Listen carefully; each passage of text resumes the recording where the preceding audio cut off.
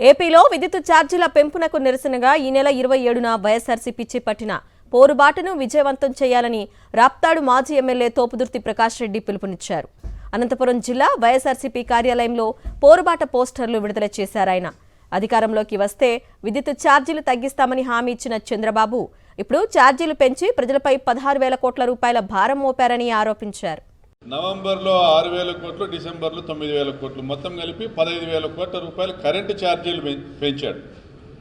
వందల్లో వచ్చే కరెంటు బిల్లులు వేలల్లోకి వస్తున్నాయి. మరి ఎక్కడికి పోతుంది డబ్బంతా? 80,000 కోట్ల రూపాయలు అప్పులు తెచ్చిన డబ్బులు ఎక్కడ పోయినాయి? 15,000 కోట్ల రూపాయలు ఇప్పటికి 2 నెలల్లో కరెంటు ఛార్జీలు పెంచడం వల్ల వసూలు చేసినటువంటి డబ్బులు ఎక్కడ పోయినాయి? మరి హామీలు ఎక్కడికి పోయినాయి? ఆయన ఇచ్చిన హామీల ప్రకారం సంవత్సరానికి 74,000 కోట్ల రూపాయలు కేవలం సూపర్ 6కే కావాలి.